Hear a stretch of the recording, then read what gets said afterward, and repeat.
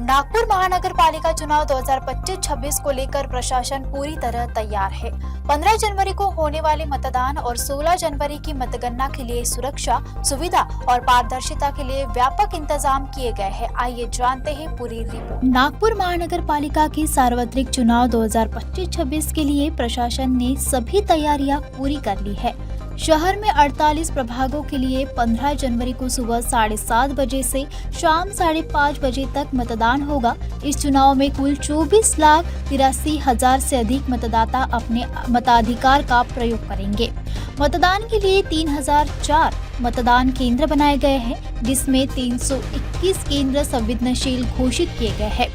नमस्कार, सर्वप्रथम मी सर्व जे आज पत्रकार बंधू भगिनी इथे आलेले आहेत प्रेस कॉन्फरन्स आपल्या सगळ्यांचं स्वागत करतो। 15 तारखेला आपल्याला कल्पना आहे की महानगरपालिकेचे इलेक्शन आहे आणि त्या अनुषंगाने आज आपली आपण प्रेस घेतो आहोत। सुरुवातीला काही जी इन्फॉर्मेशन आपल्याला द्यायची आहे त्याच्याबद्दल मी आपल्याला माहिती देईन आणि त्याच्यानंतर एक अतिशय क्रिटिकल महत्त्वाचा जो पार्ट आहे की आता ज्या मतदार याद्या ज्या आहेत त्या म्हणजे विधानसभेमध्ये जे आपले जे मतदार केंद्र असतात किंवा ज्या याद्या असतात ते काही प्रमाणामध्ये बदल होतात महानगरपालिका इलेक्शनमध्ये आणि त्याच्यामुळे ॲडिशनल काही पोलिंग बूथ्सही आलेले असतात। तर आपलं नाव कोणत्या मतदान केंद्राशी निगडित आहे, तिथे आपल्याला कसं पोहोचता येईल या संदर्भामध्ये आयोगाकडनं काही सुविधा केलेल्या आहे आणि त्याच्या पलीकडे जाऊन महानगरपालिकेमार्फत आपण काही अतिरिक्त त्यांना हे करतो की अधिक सुलभ पद्धतीने ते आपल्या मतदान केंद्रामध्ये जाऊ शकतात। तर त्याचं एक तुम्हाला आम्हाला डेमॉन्स्ट्रेशन दाखवायचं आहे। ते आपल्यामार्फत जर जास्तीत जास्त लोकांपर्यंत पोहोचलं तर वोटिंगच्या दिवशी जी काही माझं मतदान केंद्र नेमकं कुठे आहे त्याची जी माहिती आहे ती त्यांना लक्षात येईल। कारण की जर विधानसभा आणि लोकसभेमध्ये बघितलं तर ते काही लोकांचं कंटिन्यू राहील केंद्र, पण काही लोकांच्या बाबतीमध्ये ते केंद्र बदललं असणार आहे। कारण की मतदान केंद्रांची संख्या जी आहे ती वाढलेली असते आपल्या महानगरपालिका इलेक्शनमध्ये। तर हा एक महत्त्वाचा मुद्दा राहणार आहे। तर त्याच्याबद्दल आपल्याकडनं आपण जास्तीत जास्त लोकांपर्यंत पोहोचावं अशी माझी विनंती असणार आहे। तर एक सुरुवात बेसिक इन्फॉर्मेशन जी आहे ती आपल्या सगळ्यांना कल्पना आहे की 38 प्रभाग आहेत आपल्याकडे, त्यातले 4 सदस्यीय 37 आहेत आणि एक 3 सदस्यीय आहे। एकूण 151 आपली सदस्य संख्या आहे। 15 तारखेला जे मतदान आहे ते 7:30 वाजता सुरू होणार आहे आणि सायंकाळी 5:30 वाजेपर्यंत असणार आहे। एकूण मतदारांची संख्या आपल्याकडे 24,83,112 आहे। मतदान केंद्रांची जर संख्या बघितली तर 3004 आहे।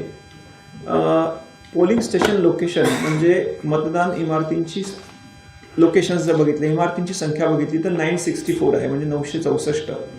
त्यातले पोलीस विभाग आणि आमचे रिटर्निंग ऑफिसर्स यांनी जे काही संवेदनशील आहेत अशी एक लिस्ट वेगळी काढलेली आहे। 321 असे मतदान केंद्र आहेत की ज्यांना संवेदनशील डेझिग्नेट केलेलं आहे। त्याच्यामध्ये काही ॲडिशनल सुविधा ज्या आहेत, जसं आमच्या मार्फत आम्ही तिथे वेबकास्टिंगचं जे आहे ती सुविधा करतो, तसे 200 वेबकास्टिंगचे आपल्याकडे 255 एकूण ठिकाणी आपण वेबकास्टिंगची सुविधा करतो आहोत। आणि त्या संवेदनशील केंद्रामध्ये अतिरिक्त पोलीस बंदोबस्त जो आहे तो पोलीस विभागामार्फत दिला जाणार आहे। एकूण आपल्याकडे जो स्टाफ आहे 3579 प्रिसाइडिंग ऑफिसर्स म्हणजे मतदान केंद्राध्यक्ष आणि मतदान अधिकारी 10,737 हे रिझर्व्ह पकडून आहेत। तर साधारणतः पोलिंग स्टाफ आणि आपल्या विविध केंद्रांमध्ये काम करणारा असा 15 ते 16 हजार जो स्टाफ आहे तो मतदानाच्या दिवशी आपल्याकडनं नियुक्त केलेला आहे। आणि प्लस पोलीस विभागाकडनं सुमारे 5000 जे आहेत अधिकारी, पोलीस कर्मचारी आणि त्यांचे होमगार्ड्सही काही डेप्यूट केले जातात। तर असे 5000 त्यांचं साधारणतः स्वतःचं मनुष्यबळ असणार आहे। तर एवढ्या मोठ्या प्रमाणामध्ये जी आहे ती मॅनपॉवर डिप्लॉयमेंट आपली त्या दिवशी होते आहे। ट्रेनिंग आपल्या सर्व प्रिसाइडिंग ऑफिसर्स आणि पोलिंग ऑफिसर्सचं ट्रेनिंग आटोपलेलं आहे। 14 तारखेला आपले जे डिस्पॅच आहेत ते प्रत्येक 10 झोनमधनं वेगवेगळी जी ठिकाणं आहेत तिथून डिस्पॅच होणार आहेत। आपल्याकडे स्ट्रॉंग रूमचं ठिकाण, डिस्पॅच आणि रिसिव्हिंगचं ठिकाण हे 10 झोनमध्ये एकच आहे, त्यामुळे तिथूनच डिस्पॅच होईल, तिथे रिसिव्ह केलं जाईल आणि तिथे स्ट्रॉंग रूमही आहे आणि काउंटिंग आहे तिथे केलं जाईल। AMFच्या बाबतीमध्ये ज्या बेसिक मिनिमम फॅसिलिटीज असल्या पाहिजेत, रॅम्प असला पाहिजे, पाण्याची सुविधा आहे, इलेक्ट्रिसिटी आहे, बसायची व्यवस्था आहे, अशा पद्धतीच्या सुविधा ज्या आहेत त्या आपण मतदान केंद्रामध्ये उपलब्ध करून दिलेल्या आहेत। त्याच्यासाठी आवश्यक असणारी सर्व जे काही मनपामार्फत आम्ही जे काही शासकीय आणि मनपाच्या इमारती होत्या तिथे काही कामही करून घ्यायची होती ती सुद्धा करून घेतलेली आहेत. वाहतूक आराखडा जो आहे तो आपला तयार केलेला आहे. साधारणतः 504 बसेस ज्या आहेत त्या आपल्याला डिप्लॉय करायला लागणार आहे डिस्पॅच आणि रिसिव्हिंगसाठी.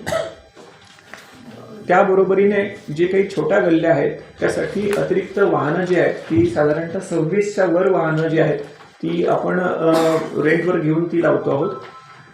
आणि हा फक्त आपल्या पोलिंग पार्टीज घेऊन जाण्यासाठीची वाहनाची संख्या आहे, परंतु झोनल ऑफिसर्सही त्या दिवशी आपले सगळे फील्डवर असतात तर त्याच्यासाठी सुद्धा आपण ॲडिशनल जवळजवळ 260 जे व्हेकल्स आहेत ते डिप्लॉय करतो आहोत. प्रत्येक व्हेकल्स ज्याच्यामध्ये EVMची मुवमेंट होणारे असे सगळे व्हेकल्सला आपण GPS लावणार आहोत. काही प्रमाणात ऑलरेडी इन्स्टॉलेशन झालेले आहेत आणि काही जे आहेत जसे जसे आम्हाला व्हेकल प्राप्त होतील ते 13 तारखेला सकाळपर्यंत आम्ही GPS इन्स्टॉलेशन संपवणार आहोत. तर EVM ज्या जिथून जिथून मूव्ह होतील त्याला GPS आपण लावत आहोत. एक महत्त्वाचा विषय हा आहे की रविवारी 15 तारखेला ज्या दिवशी आपलं वोटिंग आहे त्या दिवशी फर्स्ट हाफमध्ये आपण साधारणतः 250च्या वर बसेस ज्या आहेत ते नागरिकांसाठी पण उपलब्ध करून देणार आहोत. जरी आपल्याला मुवमेंटसाठी लागत असल्या तरी त्यांची जी हे आहे तो कालावधी नंतरचा असल्यामुळे फर्स्ट हाफमध्ये आपण आपली वाहतूक व्यवस्था ही साधारणतः 250च्या बसेस एवढ्या आपण रन करतो. आणि त्यानंतर सुद्धा काही ॲडिशनल बसेस आपल्याकडे उपलब्ध आहेत तर ते एक साधारणतः 70 ते 80 बसेस कमाल 100च्या मर्यादेमध्ये आम्ही सिटी बसेस ज्या आहेत त्या ऑपरेशन्स दिवसभर चालू ठेवणार आहोत जे आपल्याला आयोगाचे निर्देश आले त्याच्यानुसार. मतदार सुविधेच्या बाबतीमध्ये आपल्याला कल्पना आहे की मताधिकार ॲप एक राज्य निवडणूक आयोगाचं मताधिकार ॲप आहे. तिच्यामध्ये आपण आपलं बूथ कोणता आहे त्याची आपल्याला त्याच्यामध्ये माहिती मिळते. तर त्याचं डेमॉन्स्ट्रेशन वेगाने आता आम्ही करू. तर त्याच्यात आयोगाकडनं काय आलेले आहेत आणि आम्ही काय अतिरिक्त सुविधा दिल्या आहेत त्याच्याबद्दल डिटेल आम्ही माहिती देऊ आपल्याला. EVMs हे सगळे आपल्याकडे प्राप्त झालेले आहेत आवश्यकतेनुसार. 4009 कंट्रोल युनिट आणि 10,928 बॅलेट युनिट. त्याच्यापेक्षाही अतिरिक्त आता काल आमच्याकडे काही EVMs उपलब्ध झालेले आहेत. सर्व EVMsचं जे आहे झोनल ऑफिसर्सला जाऊन त्यांचे प्रिपरेशन्स झालेले आहेत जे आहेत बॅलेट पेपर वगैरे छापून सगळे. आणि कमिशनिंग जी आहे EVMची ती झालेली आहे. आपण 10% मिनिमम जे रिझर्व आहे ते सगळीकडे ठेवलेले आहेत. स्वीपच्या ॲक्टिव्हिटीज ज्या आहेत त्या सगळीकडे चालू आहेत. आपल्याला म्हणजे लक्षातही येत असेल फील्डवरती. आदर्श आचारसंहितेच्या टीम्स आहेत त्या कंटिन्यू राहणार आहेत सगळ्या. त्यांची अगोदरही आपल्याला कल्पना दिली आहे मी. एक साधारणतः आपल्या 60 टीम्स आहे FSTच्या. SSTचे 19 लोकेशन्स आहे, 57 टीम्स आहे.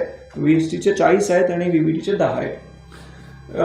जे सायलेंट पिरियड जो आपण म्हणतो की मतदान संपायच्या 48 तारीख अगोदरपासूनचा तर त्याच्या अगोदरच्या ज्या सभा वगैरे आहेत ते सगळं आपण कव्हर करणार आहोत. आणि सायलेंट पिरियडमध्ये देखील सर्व राजकीय पक्षांना देखील आम्ही आवाहन केलं आहे की जे आपले आदर्श आचारसंहितेचे पालन आहे ते सगळ्यांनी करायचं आहे. त्याच्यावरही आपण मॉनिटरिंग करणार आहोत. मी वेबकास्टिंग आपल्याला सांगितलं की 255 एकूण बूथ जे आहेत तिथे आपण वेबकास्टिंग करणार आहोत. आपल्या जे आपलं CCC सेंटर आहे COC आपण म्हणतो त्याला त्या ठिकाणी सगळं आपल्याला त्याचे याच्यातली जी मतदानाची प्रक्रिया आहे ती वेबकास्टिंग मार्फत आपण प्रत्यक्ष पाहू शकू. प्रत्येक मतदान केंद्र पर पुलिस या होमगार्ड की तैनाती रहेगी.